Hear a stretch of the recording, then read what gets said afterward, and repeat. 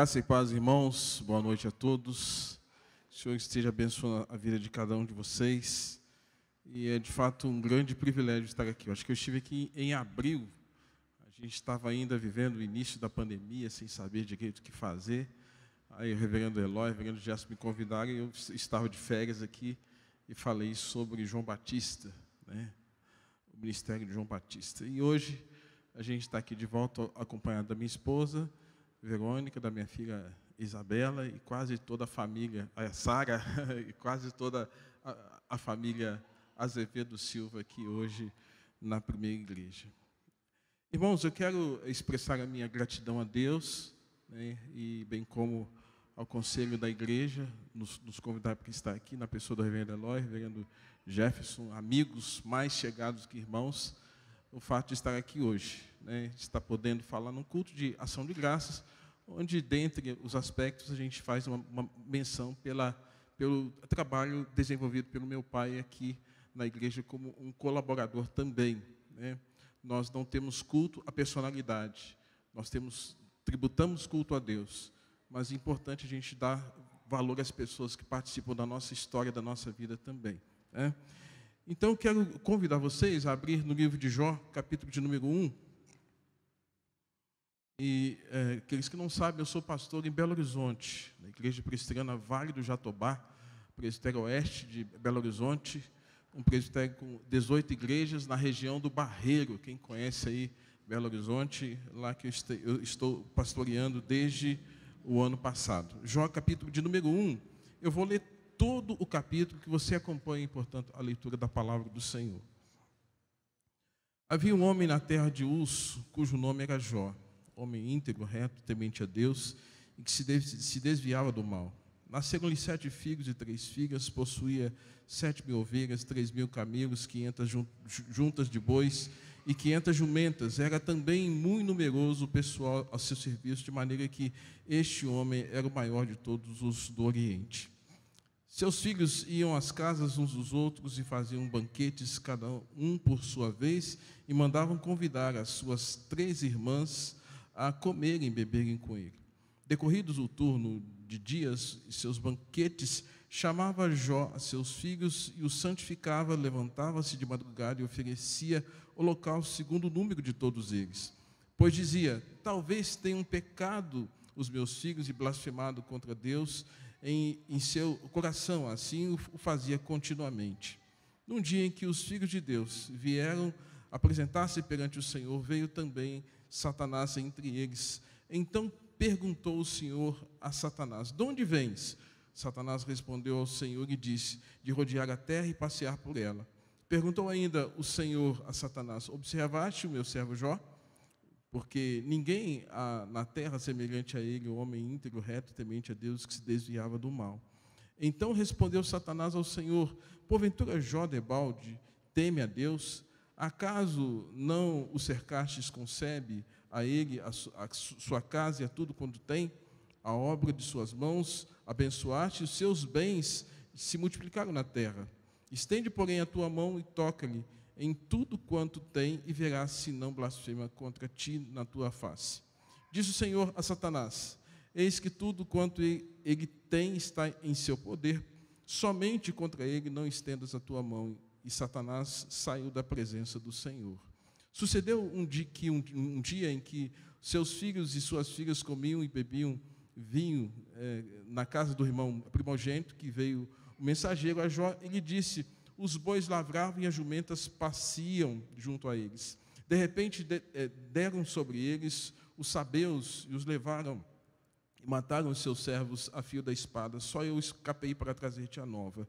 Falava este ainda quando veio o outro e disse: fogo de Deus caiu do céu e queimou as ovelhas e os servos e os consumiu. Só eu fiquei para trazer-te a nova. Falava este ainda quando veio o outro e disse: dividiram-se os caldeus em três bandos, deram sobre os camelos e os levaram e mataram os servos a fio da espada. Só eu escapei para trazer-te a nova.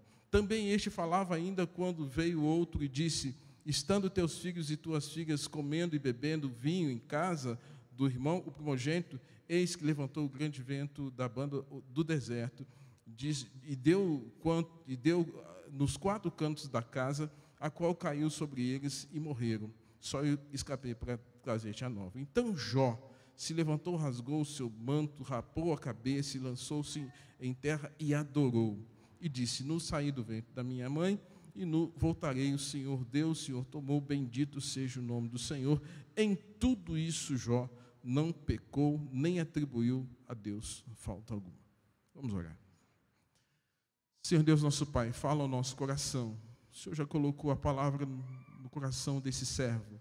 Ó Deus, falho, fraco e carente da Tua glória, da Tua graça. Agora, Deus, que eu possa ser canal para comunicar essas verdades ao Teu povo, à Tua igreja aqui reunida nesta hora. E que Teu Espírito Santo traga entendimento e crescimento espiritual a todos nós. Assim oramos e agradecemos em nome de Jesus. Amém. Irmãos, Jó, um homem marcado por momentos significativos na vida. Tema aí da nossa fala, um homem marcado por momentos significativos. Falar dos homens da Bíblia é um grande desafio. Mas falar dos homens da Bíblia, tentando fazer uma conexão com gratidão a Deus pela vida do meu pai, para mim foi um dos momentos mais difíceis, confesso, desafiador. E há cerca de quase um mês, alguma coisa assim, o pastor Jefferson fez contato comigo, me convidando para estar aqui falando. Eu enganei meu pai, viu? Nem falei com ele, só ficou sabendo que eu ia pregar agora. Então, o dia que ele me convidou, eu fiquei reflexivo, pensando, e uns 2 dias depois eu estava com a esposa, esposa e filha, na hora do almoço, e com o almoço pronto, indo à mesa, e eu com um prato na minha frente, um prato de uma comida deliciosa que a minha esposa tinha feito, a filha do lado, e eu pus uma música que talvez os mais antigos se lembram, que a letra diz assim, o tema é Meu Tributo, como agradecer pelo bem que tens feito a mim, que vem demonstrar quanto amor tu tens, ó Deus, por mim. As vozes e milhões de anjos não poderiam expressar a gratidão do meu pequeno ser, que só pertence a ti. Quem se lembra? A Deus demos glória, a Deus. Gente, à medida que eu ouvia aquela música, eu lembrei do meu pai. E eu, com um prato delicioso na mão, comecei a chorar. Eu chorei. Então, eu já chorei o que tinha que chorar. E minha esposa, sem entender o que estava acontecendo, a minha filha também, pai, o que está acontecendo? Pô, o que está acontecendo? Bateu, mexeu. Quando a gente lembra da história da vida da gente, a gente vê o que Deus já fez, não tem como nós não expressarmos uma profunda gratidão pelo que Deus tem feito nas nossas vidas. E eu não tinha como não expressar isso. E a mensagem desse hino diz assim, que expressa um senso de gratidão pelo amor de Deus, pelas ações de Deus, pela nossa incapacidade de dizer quão bom Deus é. A gente fala, mas o que a gente fala é pouco diante daquilo que Deus é. Expressa a nossa fragilidade, a fragilidade do nosso pequeno ser, a letra dessa música que eu estou citando. O reconhecimento do poder do sangue, com poder restaurou-me. A letra fala dessa restauração constante de Deus, expressa um tributo, um verdadeiro tributo ao nosso Deus. Ou seja, confesso que eu fui invadido por um sentimento de gratidão tão intenso que eu não pude me conter. As lágrimas vieram, comecei a chorar, e diante daquele prato delicioso, minha esposa ficou meio assim, sem saber o que falar. Amor, o que está acontecendo? O que está acontecendo? E as lágrimas caíram no meu rosto, por lembrar da história do meu pai. Mas não é sobre ele que eu quero falar. Eu quero falar sobre Jó. Quem é Jó? Eu gostaria de compartilhar com os irmãos a história desse homem, em que há incertezas quanto à autoria de Jó. Alguns defendem até que possa ter sido Salomão. O livro de Jó é um livro de sabedoria. O cenário da vida de Jó parece acontecer fora do contexto da nação de Israel. A data, muitos estudiosos defendem que pode ter sido naquele período patriarcal, lá no período de Abraão, lá atrás, né? A data, cerca desse ambiente histórico, não se tem muita precisão, mas o livro está lá, e o livro é vivo. Jó, um sacerdote em sua casa, um homem piedoso, e a despeito de toda a dificuldade de datação do livro, a verdade de Jó é atemporal. Ou seja, Jó, qualquer pessoa que for ler com aquele espírito de entender essa história e aprofundar-se nessa história, vai ficar comovido, vai ficar tocado com a história de Jó. Não tem como, é atemporal. Qualquer época, qualquer tempo, a gente vai ser tomado pelo livro. Qual a ênfase do livro de Jó? A ênfase é sobre a soberania de Deus nos sofrimentos. Quem de nós já não passou por dor e por sofrimento?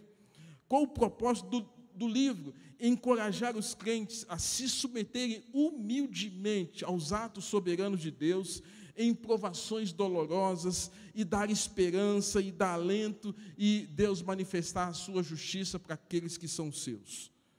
Quando Deus promete abençoar um servo, irmãos, Satanás, o grande inimigo, pode até se levantar, mas ele não vai triunfar. E sobre Jó, Satanás não triunfou. Portanto, mostra o livro os atos soberanos de Deus. Deus é soberano. Deus é soberano. Por mais dolorosa que seja a nossa dor, como certamente você já conhece um pouco mais da vida de Jó. E a grande lição do livro, o livro de Jó, vai nos ensinar que a essência da vida é temer o Senhor, que a sabedoria do homem caído é tolice.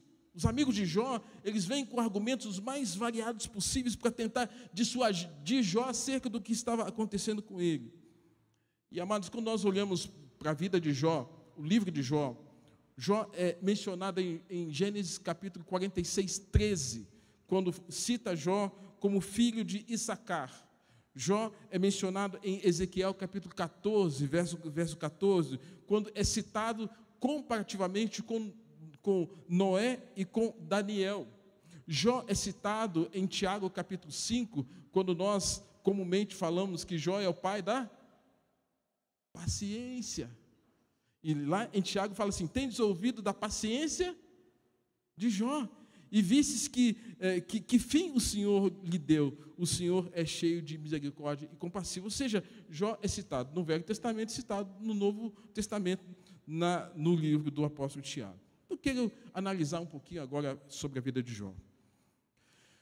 Nós, seres humanos, possuímos um ciclo vital mais complexo do que todos os outros seres criados.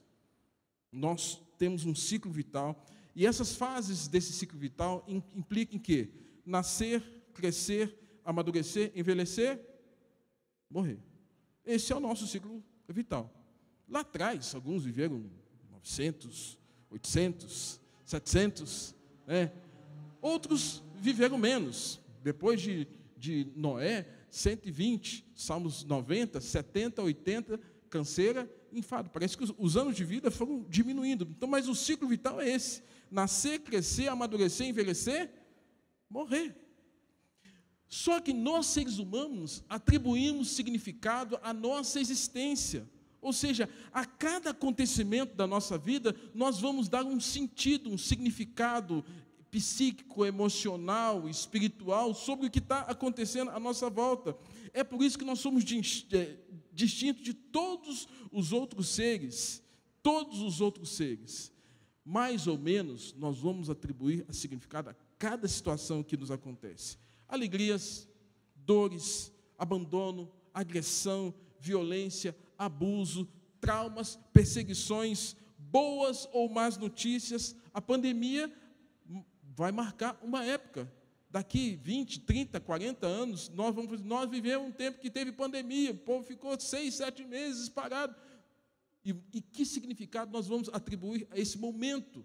Tem gente que está surtando, tem gente que não está dando conta, tem gente que está suicidando. Eu estou com pessoas, 15 anos, que não estão dando conta, pensando em suicídio. A menina já se cortou por 2 vezes. Porque que significado está dando esse momento de isolamento? Amados, nós, seres humanos, somos assim. E tudo isso pode gerar em nós a formação do que a gente chama de cicatrizes emocionais que podem vir sobre nós.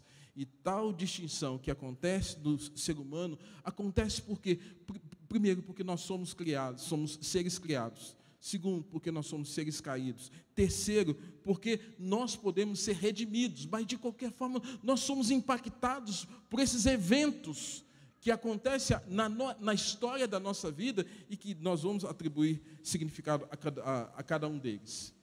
Nós atribuímos significado porque, como seres criados, nós carregamos a imago Dei, a imagem de Deus, em nós. Como seres caídos, carregamos a imagem do velho homem, as características de Adão em nós.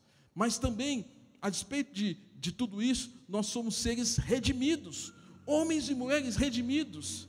Eu faço sempre uma comparação de que quando você entende a depravação total do que o pecado trouxe sobre a raça humana, você entende acerca da existência. Imagina que essa imagem de Deus seja como um espelho que reflita perfeitamente quem Deus é em você. E, no caso, lá atrás, em Adão. Mas o pecado entrou, esse espelho caiu, fragmentou aquele espelho, e quando você pega agora aquele espelho de volta, você não consegue enxergar a imagem nítida. É isso que o pecado trouxe sobre todos nós. E agora, somente por meio de Jesus, que essa imagem pode ser o quê? Restaurada. Você não tem como ter a imagem de Deus restaurada em você por filosofia, por pensamentos, os mais diversos possíveis do ponto de vista humano, o mais inteligente que for. Somente Cristo é aquele que vai restaurar a imagem de Deus em nós. E a despeito de nós termos essa imagem restaurada por Cristo, nós ainda estamos aqui na terra. E Jesus fala que no mundo nós teremos aflições. As aflições viriam sobre nós. E veio sobre Jó. Esse homem de Deus. Esse homem de Deus. Eu gosto muito de uma frase do presbítero Uriel Eckert, que é bem provável que alguns aqui conheçam, presbítero, psiquiatra, médico. Ele tem um texto que diz assim: a chave para entendermos a enfermização do ser humano é justamente o cenário da queda. Nela está a raiz da nossa ambivalência e da nossa inautenticidade. A partir da queda de Adão e Eva, houve um processo de desintegração que tomou conta do ser humano. A frase dele é fantástica. O cenário da queda nos trouxe ambivalência e ficamos em dúvida se vamos para cá, se vamos para lá. Criou inautenticidade. Jefferson falou aqui sobre máscara. Quanto de nós usamos uma máscara, que não é essa física, mas é uma máscara que oculta quem de fato nós somos? Como o pecado trouxe esse processo de desintegração moral, psíquica, ética, os mais variados possíveis. Gente, é exatamente isso. O cenário da queda trouxe tudo isso. E o que eu quero que você entenda? Essas consequências que o pecado trouxe estavam também sobre a vida de Jó. E o fato é que nós somos esses seres que podem ser redimidos, transformados, sermos novas criaturas. Esse ser humano, por essa distinção da criação, queda, reage emocionalmente a cada circunstância, a cada evento de forma diferente. A isso a gente chama de fenomenologia. Como é que nós atribuímos significado ao que acontece com cada um de nós? Bem, não temos informações sobre a infância de Jó. Não temos informações sobre a juventude de Jó. Mas temos informações da narrativa da maturidade de Jó. Quem era esse Jó? Porque a Bíblia já começa falando de Jó, lembra lá das fases que eu disse? Nascer, crescer, amadurecer, envelhecer, morrer. A Bíblia já começa falando de Jó em que fase? Nascer, crescer, fase madura. Nós não temos informações do que antecede. A informação que nós temos sobre ele é exatamente essa. Mas o que nós temos sobre Jó já é o suficiente para entendermos o que Deus quer nos ensinar acerca desse homem, desse personagem tão significativo na Bíblia, com 42 capítulos descritos especificamente sobre a vida de Jó. Eu posso dividir as fases da vida de Jó como a primeira, fase das conquistas. Jó é esse homem, um jovem que trabalha, que enriquece, que tem casa, que tem filhos e que agora administra bens, pessoas e desfruta de uma família feliz e próspera.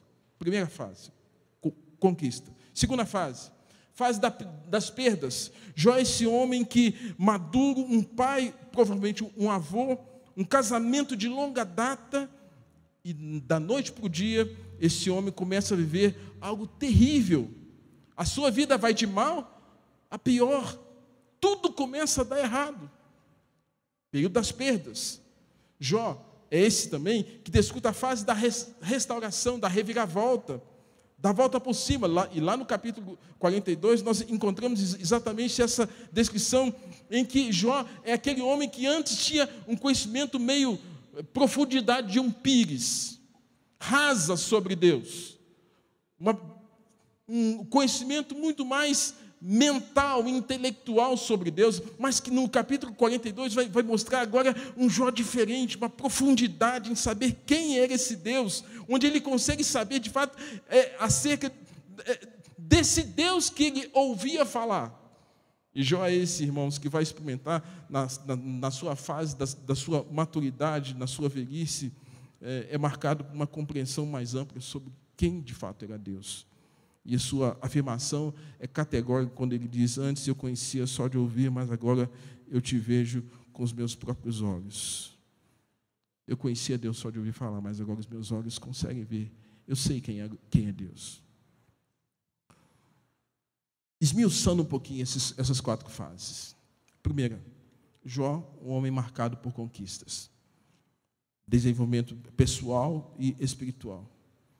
Os componentes aqui de Jó: integridade, retidão, temor. Homem que se esquivava do mal, sai fora. Lembra lá dos lutadores de boxe? O mal vinha e ele saía.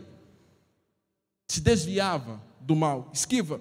Jó era esse homem, irmãos, muito importante. Jó agora tem esse combo de Deus, o combo, sobre ele estava essas características de integridade, de retidão, temor a Deus, que se desviava do mal, um homem que demonstra uma espiritualidade saudável, até então um relacionamento constante e profundo com Deus, mas que poderia melhorar consideravelmente. Jó era esse homem que desfrutava desse aspecto. Ainda nesse momento de conquista, Jó é esse homem que nós não temos as descrições da sua adolescência e juventude, mas que mostra agora, nessa segunda informação, que é um homem família, um homem que prezava por uma família. Um homem com 7 filhos, 3 filhas, os seus filhos iam na casa uns dos outros, uma família legal, uma família harmônica, uma família que se juntava certamente para comer, para beber, uma família que se reunia para banquetes e festas, comida, risadas e muitas lembranças. Jó é esse homem que conquista isso. Jó é esse homem que nessas conquistas tem bens. Lembrando que o valor que se dava acerca de riqueza naquele contexto não era monetário, mas era como se fosse um grande fazendeiro, o valor atribuído aos bens que ele tinha, nesse caso, os animais. E vejam que Jó era esse administrador de negócios que havia chegado no topo, e no topo do Oriente, riqueza, potencial de lucro era medido pela quantidade de animais, e naquele contexto Jó tinha 7.000 ovelhas, 3.000 camelos, 500 jumentas, 500 juntas de bois. Jó era um homem com muitos empregados, um homem riquíssimo. Conquistou isso tudo. E me parece que a conquista dele não foi uma conquista porque ele lesou pessoas. Ele conquistou porque ele trabalhou. Conquistou porque ele se empenhou, tinha cabeça boa, administrador. Jó é esse homem também, irmãos, marcado por perdas, porque logo em seguida a essa descrição, nós vamos ter aqui um Jó sendo marcado por grandes perdas, e a Bíblia vai nos informar, a partir do verso 6, que Satanás disse para o Senhor, para cercar Jó de sebe. Sebe, o que é sebe? Sebe uma cerca de arbustos. Já viu cerca viva? A sebe é exatamente isso. Satanás chega para Deus assim, que eu quero ver o que vai ser de Jó se o Senhor cercar Jó com sebe. Se o Senhor fizer uma cerca sobre Jó para que ele fique encurralado, como se fosse num grande labirinto. Jó é esse, irmãos, que agora tem agora as portas fechadas sobre a sua vida. Deus, que estava sempre o abençoando, recolhe a sua mão. E aí, a tentativa de Satanás era para que Jó blasfemasse contra Deus e falasse mal contra o Senhor, e a partir daí, irmão, Jó passa por momentos terríveis de aflição. Então, aquilo que era conquista lá atrás, agora passa a ser perda. Num dia de festa, verso 13, verso 14, um mensageiro lhe informa que os sabeus vieram, um povo perverso, um povo ruim, que vem da região da Etiópia, Sabeus, Sabá. Você lembra da rainha de Sabá? Sabeus, Sabá, eles vêm e, da noite para o dia, servos, jumentas e bois, todos mortos. O mensageiro fala: olha, só eu fiquei para trazer-te essa informação. Posteriormente, no verso de número 16, o fogo de Deus, causas naturais, e queimou os servos, ovelhas, tudo destruído. Não houve tempo para digerir a primeira perda, o primeiro tombo, e agora ele tem a informação de que mais um nível de destruição, as aflições batem sobre a vida de Jó. O fogo de Deus, causas naturais. Nós sentimos esses dias atrás, eu não sei aqui em Juiz de Fora, Belo Horizonte estava beirando os 40. Como o negócio fica feio quando a gente está num calor. O fogo de Deus veio. Terceiro mensageiro chega e diz que os caldeus, região do Iraque, Babilônia, os caldeus vieram, um povo perverso, pagão, e vieram e destruíram agora servos e camelos ao fio da espada. E o quarto mensageiro chega com a pior das notícias: um forte vento, um tornado, um tufão, e novamente causas naturais, provavelmente, como diz, um tornado, um tufão, veio ceifando a vida, e agora não mais animais, agora não mais servos, agora não mais simplesmente os empregados, mas agora os filhos de Jó, todos eles são mortos nesse momento de tragédia. Os filhos estavam se reunindo para o banquete, e a última notícia que Jó tem nesse primeiro momento, irmãos, nessa primeira temporada de aflição, nesse primeiro momento de dor, é que tudo foi embora. Mas isso não acaba. Esse problema não acaba. E a segunda temporada de perdas, nós podemos descrever, irmãos, é que agora as perdas passam a não acontecer tão somente fora de Jó, mas agora passa a acontecer dentro de Jó, no corpo de Jó. E nesse momento a Bíblia fala que o corpo de Jó foi tomado de câncer. Uma onda forte sobre a sua saúde, uma onda forte sobre o seu corpo. E essa onda veio brava. O câncer, as perdas não haviam parado, e além de servos, animais e filhos, agora ele perde a própria saúde. Já foi tomado de tumores malignos. E a gente sabe, quem já teve situações da família de lidar com câncer, não é fácil. O corpo de Jó foi tomado por tumores, dos pés à cabeça. Eu fico pensando na vida desse homem, tomado por tanta dor, por tanto sofrimento, tanta dor no corpo. Agora Jó não só tem dor no corpo, mas ele tem a dor na alma, porque todas essas lembranças e todas essas questões fazem parte da sua história. Em tão pouco tempo, tudo vai embora. E era necessário ser forte, resiliente, para suportar tanta dor. Eu me lembro que em 2010, 2011, minha esposa, nós ainda estávamos em Botucatu, na igreja presbiteriana Jardim Paraíso. Em menos de 2 anos, minha esposa teve que fazer 9 cirurgias. Era cisto, era ovário, era nódulo na mama. 9, em menos de 2 anos. Ela pirou e eu quase pirei também. A gente saía de um médico, jogava para o outro.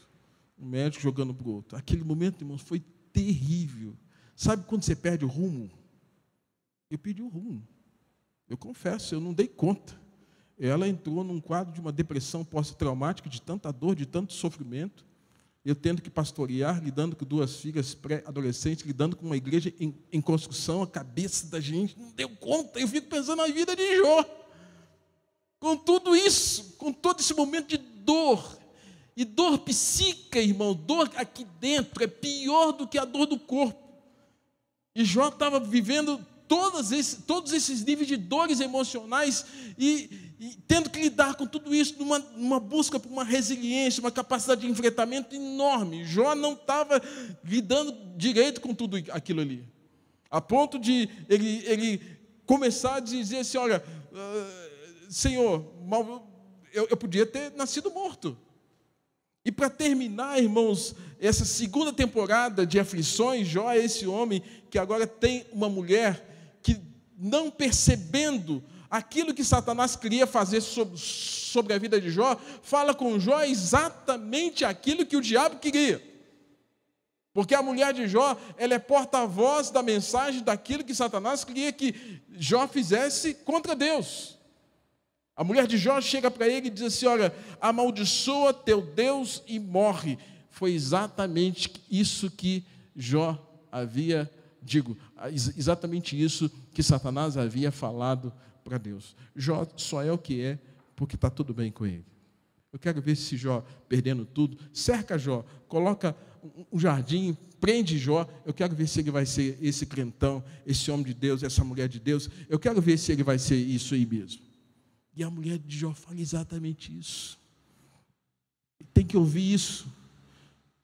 Ver a sua mulher perdendo a fé, ver a sua mulher perdendo a confiança, ver a sua mulher sendo instrumento do mal para um conselho apóstata, quando Deus disse que estaria permitindo com que Jó fosse provado, passasse por tudo aquilo com autorização dos atos soberanos de Deus. E a mulher de Jó, aquela que dividiu a cama, que dividiu o prato, que dividiu os filhos, que teve aqueles níveis de conquistas, fala com Jó, seu Deus não serve, amaldiçoa teu Deus e morre. Triste. A esposa de Jó lhe disse exatamente o que o diabo queria que ele fizesse. Ela também tinha perdido tudo como ele, mas ela queria determinar o que Jó deveria fazer depois de toda aquela tragédia, uma interferência familiar diabólica.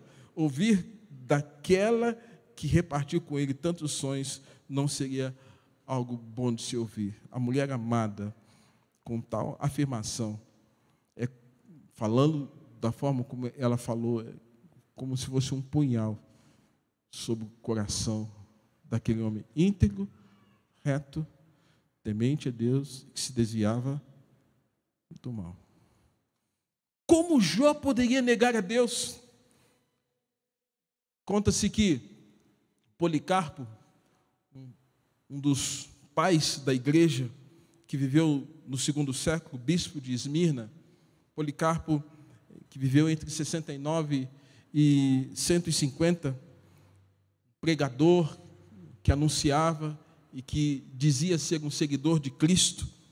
Policarpo é pressionado pelo procônsul romano a negar a sua fé, abandonar a Cristo, e caso contrário ele seria exterminado, executado. E ele vai responder para o procônsul da seguinte forma, ele responde, não poderia blasfemar contra o meu Salvador e Rei, a quem eu sirvo há 85 anos, e mantém aquela postura firme e convicta como um verdadeiro cristão. O procônsul, vendo a obstinação de Policarpo, argumenta que tinha o poder de soltar as feras sobre ele ou de queimar Policarpo vivo. Entretanto, Policarpo reitera e não hesita a essa proposição do procônsul. E ele diz, eu tenho servido por 86 anos, e ele nunca me fez mal. Por que então deveria eu blasfemar contra o meu rei e contra o meu Senhor? Logo em seguida, Policarpo é posto em uma fogueira e Policarpo, como um dos pais da igreja, é incendiado vivo. Irmãos, como Jó poderia negar o seu Deus? Como Jó poderia ouvir a sua esposa? Como Jó poderia ceder a essa grande tentação? Policarpo foi queimado vivo e não negou a fé. E como poderia Jó, então, amaldiçoar seu Deus, como propôs a sua esposa em seguida, se auto-aniquilar? Como todo ser humano, irmãos, Jó se deprime, Jó diz coisas absurdas, dentre elas que Deus poderia ter ceifado a sua vida no dia do seu nascimento. Verso 11. Por que não morri eu na madre? Porque Deus não tinha esse plano para ele. Deus permitiu que Jó vivesse porque Deus tinha um plano para a vida de Jó. A vida de Jó fazia parte de um grande plano soberano de Deus. É por isso, irmãos, que Jó é esse que no capítulo 4 ao 41, ele recebe a visita dos amigos que tentam convencer Jó de que tudo aquilo que estava acontecendo com ele era por pura manifestação do pecado de Jó. Jó estava fazendo coisa errada, você está em pecado. Os amigos tentam dissuadi-lo acerca dessa questão, mas Jó mostra a sua integridade. Irmãos, às vezes, ter coisas demais nos fazem, de alguma forma, pensar que somos onipotentes. E Jó, em momento algum, está se vendo mais do que Deus. Um dos atributos que os homens tentam buscar para si, que Deus não compartilhou com ninguém, é o atributo da onipotência. E Jó, nessa condição, reconhece a sua fragilidade, reconhece a sua miséria. Esse Jó, ele vai raspar o corpo, vai raspar a cabeça, e esse Jó vai adorar a Deus. No momento em que tudo poderia ser o contrário, de lamento, de reclamação, de murmuração, Jó se humilha, se quebranta, e Jó está ali adorando a Deus. Interessante que agora Jó passa pela terceira fase, a fase da restauração. A descrição contida no capítulo 4 nos mostra, irmãos, como Jó era alguém que socorria outras pessoas, um ajudador, um conselheiro, alguém que mostrava misericórdia. E a Bíblia vai nos ensinar em Mateus capítulo 5, 7, bem-aventurados os misericordiosos, porque alcançarão misericórdia. E no capítulo 4, ele faz um dos amigos de Jó, que provavelmente exercia uma certa liderança sobre os outros, Zofar e Bildade, argumenta com Jó: eis que tens ensinado a muitos e tens fortalecido mãos fracas. As tuas palavras têm sustentado os que tropeçam e os joelhos vacilantes têm fortificado. Mas agora, em chegando a tua vez, tu te enfadas, sendo tu atingido, te perturbas. Os amigos de Jó reconhecem que Jó era um ajudador, alguém que auxiliava pessoas, como muitos pastores que estendem a mão, que ajuda e que às vezes bate sobre eles algum tipo de tragédia. Como citei do que havia acontecido comigo em 2010. Agora era a minha vez de sofrer. Era a vez da minha casa sofrer. Era a vez de nós experimentarmos a dor, mas a consolação e bem como a restauração de Deus. Jó é esse, irmãos, que havia ensinado, e tal qual o Salmo de número 37, 18, quando diz assim, que o Senhor conhece o dia dos íntegros, a herança deles permanecerá para sempre. O Senhor conhece o dia dos íntegros. E Jó era um homem íntegro. E o mesmo Salmos, no verso 23, Salmos 37, 23 e 26, fala assim: o Senhor firma os passos do homem bom e no seu caminho se compraz. Se cair, não ficará prostrado, porque o Senhor o segura pela mão. Fui moço e já agora sou velho, porém jamais vi o justo desamparado, nem a sua descendência a mendigar o pão. Jó, esse homem íntegro, reto, Deus está olhando para Jó. Deus está vendo Jó, na dor, na angústia, no sofrimento. E aí, irmãos, Deus haveria de mudar a sorte de Jó, e de fato mudou. E no capítulo 42, verso 10, nós temos a descrição lá no finalzinho: mudou o Senhor a sorte de Jó quando ele orava pelos amigos e o Senhor lhe deu o dobro de tudo quanto ele possuía. Jó não ficou caído, não ficou prostrado, não ficou desamparado, não mendigou pão, não teve a sua descendência exterminada. O Senhor conhecia a integridade de Jó. Jó não seria envergonhado diante de seus amigos e principalmente por Satanás. Deus tinha um plano melhor para a vida de Jó. Deus segurou as mãos e levantou Jó. Talvez os mais antigos aqui se lembram de um hino, do hinário Novo Cântico, que diz assim: com tua mão segura bem a minha, pois eu tão frágil sou, ó Salvador, que não me atrevo a dar jamais um passo, sem teu amparo, Cristo meu Senhor. Com tua mão segura bem a minha, e meu caminho alegre seguirei, mesmo onde as sombras caem mais escuras, teu rosto vendo, nada temerei. Jó é esse homem, irmãos, que o Senhor está segurando, a integridade dele, a fidelidade dele para com Deus, o temor dele. Ele se desviava do mal. Deus está vendo isso. Mesmo diante de toda aquela dor, Deus não estava longe. E a quarta fase de Jó, irmãos, é a fase da maturidade, da velhice. A velhice de Jó certamente foi marcada por uma compreensão mais ampla sobre Deus. E o capítulo 42, 1 a 6, uma confissão pessoal. Bom seria se muitos de nós fizéssemos o mesmo. Em relação a Deus, Jó sai da compreensão meramente teórico-racional e passa a ter um conhecimento empírico sobre Deus, muito semelhante àquilo que aconteceu com Santo Agostinho. Certamente alguns sabem que Santo Agostinho, o precursor do pensamento reformado, na sua juventude, um homem devasso, um homem promíscuo, sua mãe, Mônica, intercedia por ele, orava por ele, mas esse homem inteligente, esse jovem inteligente, buscava no prazer o sentido da vida.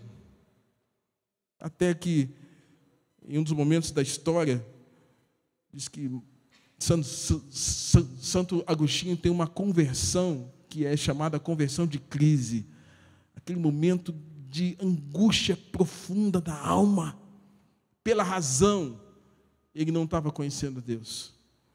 E o Senhor lhe deu uma palavra: toma e lê. Leia. E Santo Agostinho foi ler Romanos capítulo 13, verso de número 12 e 13, que fala assim: vai alta noite e vem chegando o dia, deixemos, pois, as obras das trevas e revistamos-nos das obras da luz, andemos dignamente como pleno dia. E essa experiência confrontou a sua vida devassa para ter agora o entendimento de quem era Deus. Esse homem devasso passa pela conversão, justificação e fé, é transformado. Esse homem agora com essa mente brilhante, intelectual, passa a ser um expositor fiel das Escrituras Sagradas. Ele tem uma experiência de crise que muda a vida dele. E, amados, não tem experiência que mude mais na nossa vida do que a dor, do que o sofrimento. O sofrimento, se não muda os nossos corações, é porque, de fato, nossos corações são arrogantes, petulantes, soberbos, mas a dor é o megafone de Deus para mudar quem somos. E a experiência de Jó foi aquela em que o sofrimento falou tão alto, e que Jó agora vai dizer em alto e bom som, a partir do capítulo 42, quando ele conheceu de forma mais abrangente esse Deus, ele fala: bem sei que tudo podes, bem sei que tudo podes. Ele reconhece a soberania de Deus. Nenhum dos teus planos pode ser frustrado, Senhor. O que o Senhor planeja é executado com perfeição, com maestria, não tem como fugir. Ele sabe quem é aquele, como disse, que sem conhecimento encobre o conselho. Ele sabe quem é Deus, um Deus onisciente. Ele diz e reconhece: falei do que não entendia. Ele era ignorante em relação às coisas de Deus. Ele era ignorante em relação às coisas de um Deus soberano. Mas ele fala: eu te conhecia só de ouvir falar.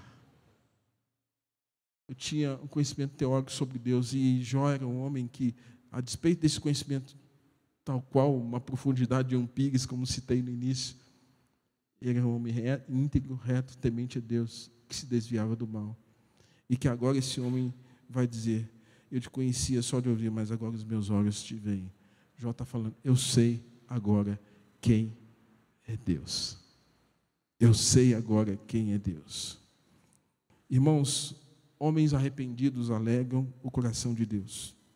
E o verso 12 do capítulo 42 diz que o Senhor abençoou o último estado de Jó mais do que o primeiro. Verso 16 fala que Jó viveu 140 anos. Viu filhos, os filhos dos filhos, até a 4ª geração. Então morreu Jó, velho e farto de dias. Eu concluo. Qual a conexão da vida de Jó com a vida do meu pai? As fases da vida. Jó teve conquistas, perdas, restauração e maturidade espiritual. O ciclo da vida do meu pai, de Sonilson, que está ali, 82 anos, primeira infância foi perdas. Com 6 anos, morre a mãe com 29. Um ano depois, morre o pai, com 33. Sonilson era um menino de rua. Morava nessa região, ia para a praça da estação, engraxar sapato. Apenas ele mais um irmão. E tem que sobreviver agora. Sem pai, sem mãe. Os parentes mais próximos, certamente, com uma postura muito mais voltada para as próprias crias, não quiseram dar atenção. E esse menino tem que crescer. Esse menino tinha um sonho. E esse menino agora, depois de perdas, passa por momentos de conquistas. Certamente com a ajuda do soberano de Deus. Conquistas na adolescência, conquistas na juventude. E hoje, eu continuo crendo que Deus tem dado a ele uma contínua restauração. Uma contínua restauração na maturidade. Outros detalhes vocês vão ouvir depois com o Regis. E aí a gente pode dizer: a Deus demos glória. A Deus toda a glória pelas bênçãos que Ele tem derramado sobre nós. Que Deus nos abençoe, que Deus assim nos agracie. Pastor?